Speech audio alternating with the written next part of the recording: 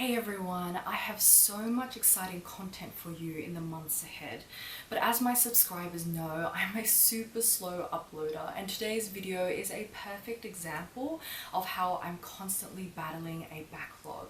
For those of you who follow me on Instagram, you'll know that it was back in January this year was when I purchased this gorgeous Goyard Saigon in the size PM with iconic Goyardine canvas and leather in grey. And finally today, 11 months later, I had the time to dissect it with you. For me, the Saigon is a really exciting addition to my collection. It's my first piece from Goyard, the French label, which is as renowned for its mystery as is its reputation for artisanal expertise. Alongside the fact that since this is a 2002 revival of a 1950s design, you can draw some really interesting parallels between this bag and other top handle heavyweights such as the iconic Hermes Kelly and the Delvaux Brillant, both of which signal that golden era of classic feminine elegance. So today, let's dissect this one-of-a-kind handbag through 6 topics: history of the brand, design features, size variation, quality, purchase story, and of course my verdict. Thank you so much to my amazing subscribers for joining me today. Let's get into it. As a Parisian label renowned for crafting world-class trunks and their groundbreaking invention of a lightweight, durable and water-resistant canvas, it's no wonder that Goyard is consistently compared with their superstar French neighbor Louis Vuitton, who similarly pioneered luxury travel. Maison Goyard, or House of Goyard, opened 1 year before Louis Vuitton, but you can trace its roots back to 1792 when it was originally named Maison Martin after its founder, and then renamed Maison Morel when one of Martin's employees took over. 17-year-old Francois Goyard trained under both Martin and Morel, and by the age of 25 was running the workshop, and Maison Goyard remained a family-operated business for almost 150 years. In the 19th century, Goyard craftsmanship reigned supreme. The quality of their trunks could endure the long, harsh voyages demanded by rail and sea, so they became the luggage of choice for royalty such as Napoleon III, Russian czars, the British Crown, celebrities like Pablo Picasso, Coco Chanel, Karl Lagerfeld, and more recent high society like the Rockefellers. However, by the 90s, Goyard became an irrelevant label. Low public interest meant withering sales, so they began to close their workshops. Yet like how Karl Lagerfeld saved Chanel from extinction, and the Dawn Mello Tom Ford duo saved Gucci, Goyard was saved from oblivion in 1998 by the purchase of Jean-Michel, who had been collecting vintage Goyard for 20 years and was determined to restore the label to its former glory. Together with his sons, Jean-Michel revitalized Goyard for the 21st century. They revisited their historic archives to revive classic designs such as the Saigon. They opened new French ateliers to restore emphasis on craftsmanship. They launched the brand internationally. They diversified the color and hardware selection for modern tastes. And they returned focus to Goyard's expertise in one-of-a-kind special orders and personalizations. At the smaller end of the spectrum, this means your choice of hand-painted initials, stripes and/or motifs on Goyardine canvas. While at the upper end of the spectrum, this means you can request a trunk specifically designed for your purposes, such as the trunk fitted with full writer's desk and typewriter for the author of Sherlock Holmes, Sir Arthur Conan Doyle. Today, Goyard continues to be a family-operated business, which is extremely rare considering luxury conglomerates like LVMH and Kering are monopolizing the industry. Without shareholders fixating on profit, Goyard is not pressured to follow fickle, fast fashion trends like launching a seasonal collection or a perfume line or ready-to-wear just so they can feature at fashion shows. Goyard proudly stands by their permanent pieces in their specialized scope of travel bags and accessories, built upon their heritage of artisanal skill and a reputation for elegance and exclusivity through discretion. On that note, Goyard is the only luxury label which completely rejects advertising, celebrities, e-commerce and mass production. If you want to purchase one of their bags, you have to physically visit one of their stores, which can be difficult if you're like me and you live in Australia. So my nearest store is in another country 6,000 kilometers away. In this scenario, Goyard will accept international purchase requests via email, and the bag will be shipped directly to your home, which we will discuss later. In today's market, where every top tier brand is boosting production numbers to capitalize upon the booming Asian appetite for luxury, yet they still claim to offer old world exclusivity, it is really refreshing to see a luxury label stand by its commitment to these values instead of simply paying lip service. The Goyard Saigon was born out of love. In the early 50s, a French man living in Saigon, Vietnam, today known as Ho Chi Minh City, contacted Goyard for a special order, a one-of-a-kind handbag which he could gift for his wife's birthday.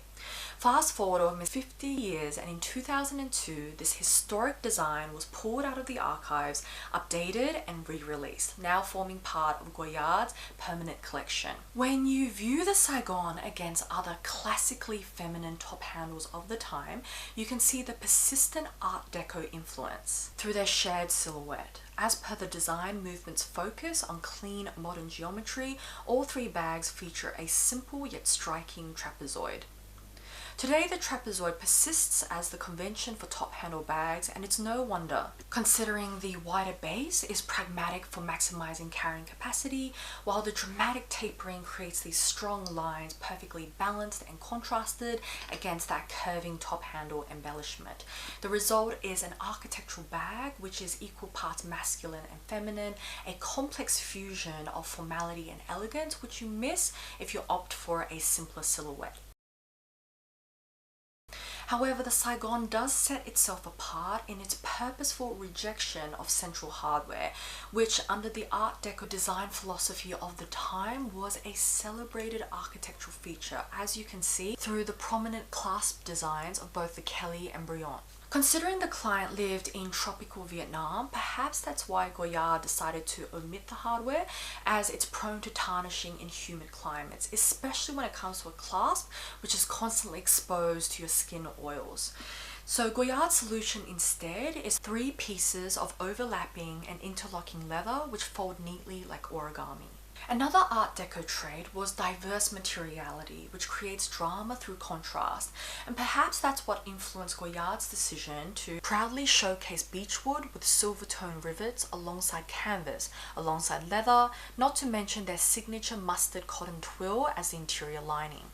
It's a smorgasbord of textures and tones, which is incredibly indulgent and also somewhat surprising for a reserved ladylike handbag.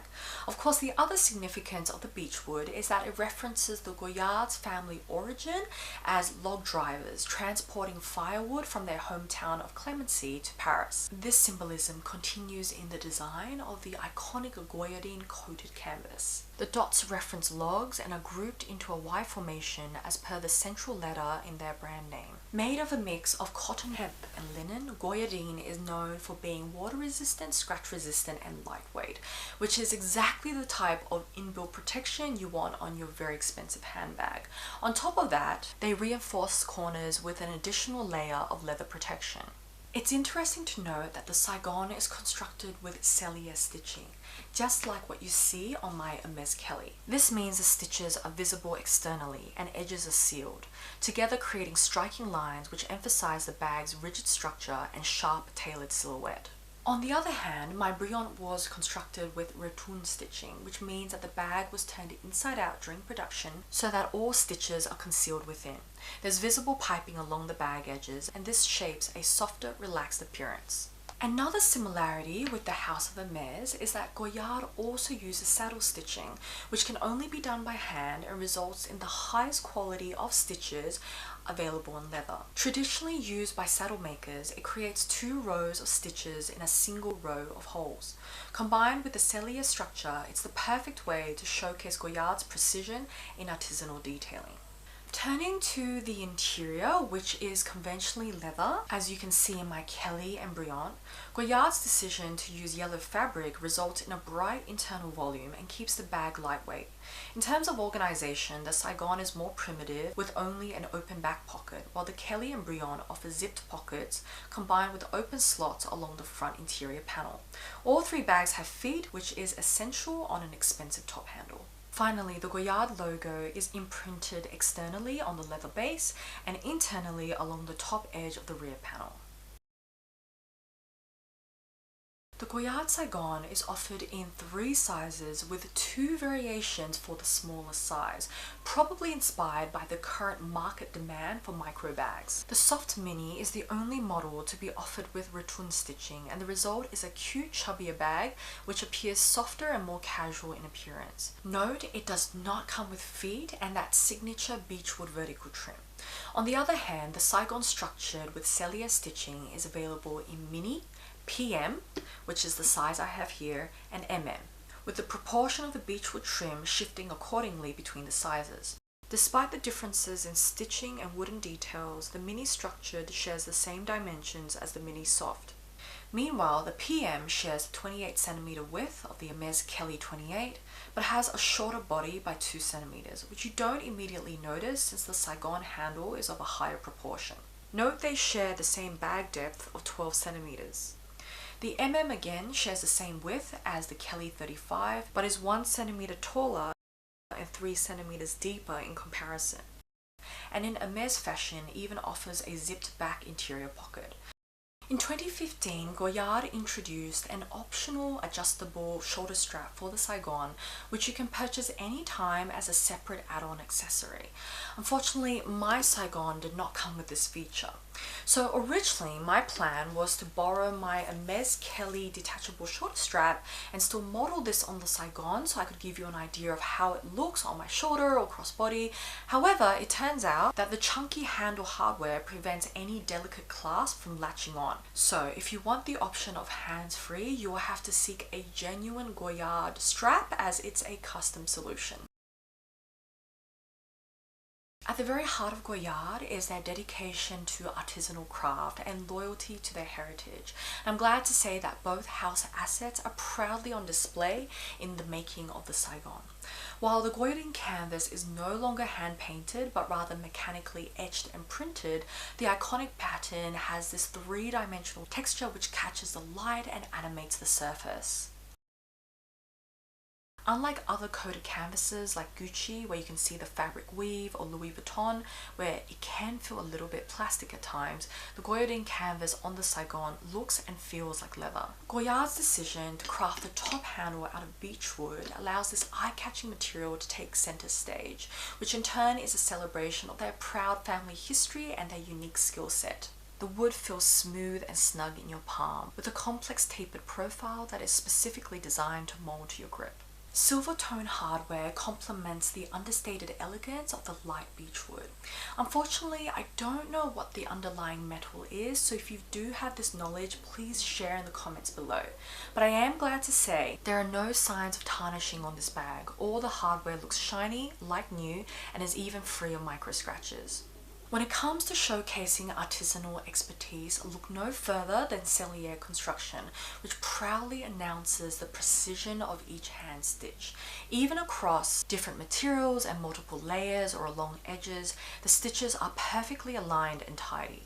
The sharp, dramatic lines of Cellier Construction are also derived from the cleanly sealed edges, and I love how they don't take any cost-cutting shortcuts. So when you look inside, you'll notice that they chose to wrap the trim around the hardware to complement its form, rather than simply running the leather straight, which I'm sure many other brands would have done.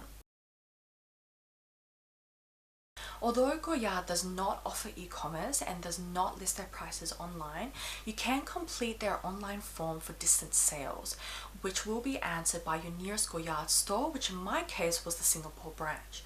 It took about 1 week, and then I received an email back from an SA confirming the current prices. Starting with the structured mini, you're looking at over 5,000 if you opt for the standard black canvas. Otherwise, it's over 7,000 if you choose another color option. The Soft Mini presents a significant saving because you're looking at over $3,000 and over $4,000 in comparison. When you look at the PM, this jumps to over $6,000 and $8,000 depending on your color option, and with the MM you're then looking at over $7,000 and $9,000.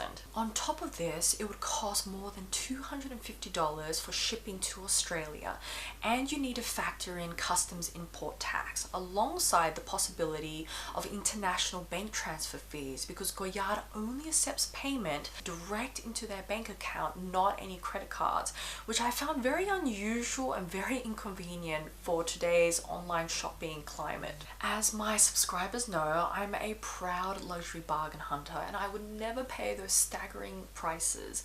So instead, I found this bag listed on sale on Tradesy for just over $4,000, which is a significant 45% discount from the retail price. I would have saved an extra $100 if I checked out in USD, but unfortunately my husband and I now transitioned to parenthood. We had cancelled our travel credit card, so I did have to pay the currency conversion fee of 2.5% because I checked out in AUD. Then, to avoid the custom import tax, which would likely have been processed if I directly shipped this bag straight to my home in Australia, and I wanted to take advantage of Tradesy's complimentary domestic free shipping within the States, I had the bag shipped to my wonderful friend Vel in Illinois, and I asked her to hold on to this bag for a couple of months, just enjoy it, until my husband arrived in Vegas for his biannual business trip. Then I sent her $38 via PayPal to cover the domestic shipping fee of having this sent from her home to my husband's hotel, where he picked it up, he carried it on the plane, and then he hand delivered it to me at home. If you have a soft spot for classic structured top handles and finely executed hand craftsmanship, then definitely the Goyard Saigon will catch your eye. But it will also surprise you. While most trapezoidal bags feel prim and ladylike, the Saigon's mix of materials, especially with that striking wooden trim, imbue it with a certain masculinity, and there's also a casual persona because of that busy and fun canvas.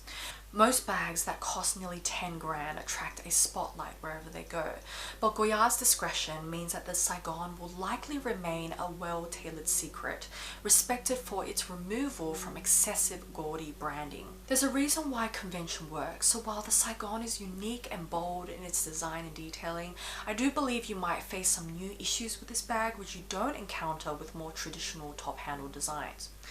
The hardware-free origami-style clasp is so refreshing, but I believe it's probably inevitable that it will get creased or scratched or soiled over time, as you do have to rub your fingers over it to grip on. The statement beechwood and canvas and silver studs, they're indulgent and striking, but they're also unusual and somewhat challenging to style, especially when it comes to evening attire, where naturally you have to heed more traditions. Now, I do have here a neutral like grey and a petite feminine size, which should make it more flexible, but it's still quite a stretch for formal occasions. Now, one of my pet dislikes, which I don't quite understand, is why the handle moves around and they didn't fix it in place. It has a tendency to rest sideways and just makes the bag look lopsided. It's also disappointing that you can't fully enjoy the water resistance and scratch resistance properties of that famous Goyardine canvas because the leather counterparts still require active care and protection. On the plus side, the Saigon is a really comfortable light companion, and that bright yellow muslin interior makes it easy for you to navigate your belongings. Not to mention that the construction of the leather flap as a separate piece means that it's easy to open your bag for maximum access without feeling like you're straining it, which does happen with some other bags, especially the Hermes Kelly, as I've mentioned in my own dedicated review. I love the fact that Goyard's optional shoulder strap is adjustable, because then it means you can finally have the perfect length for both shoulder and crossbody. But whether or not I do add that accessory in the future, I'm not quite sure, because the handle is quite tall and I believe close and snug against my body it will likely just poke awkwardly into my chest, so perhaps I don't need that at this stage. Every luxury brand promises exclusivity and timeless elegance, but the reality is often the opposite. By continuously launching new collections and archiving the old, clearly their actual focus is on mass production, market takeover, and driving consumer spending. In today's world, where you're always paying more and receiving less, you have to respect Goyard's rejection of these money-centric market forces and how they proudly stand by their permanent collection, emphasizing their bags as heirlooms, not disposable fashion. In the same way, if you purchase Goyard, especially the Saigon, which is one of their top of the range and one of their more elusive pieces, it's ideally with the mindset of forever. Since Goyard is considered the well-kept secret of society's elite, then the Saigon currently enjoys very low resale interest, which means it will be not easy and not profitable for you to try to sell it on. Of course, with time, the Saigon may garner mainstream fame, but as we know, with rising demand and profitability comes overexposure. So for now, if you do own one of these bags, enjoy being an original and being in a class of your own. So everyone, thank you so much for joining me today for this detailed review of my Goyard Saigon in the size PM in grey. A bag I purchased 11 months ago and I only had time to review now just because life has been so crazy. Next month, I'll be returning to the topic of Chanel and how I got my vintage backpack repaired, especially when the official Chanel boutiques would not accept this bag for service. Even better, it was for an incredible price. So please take care this month, have an amazing festive season ahead, and I'll catch you in the new year.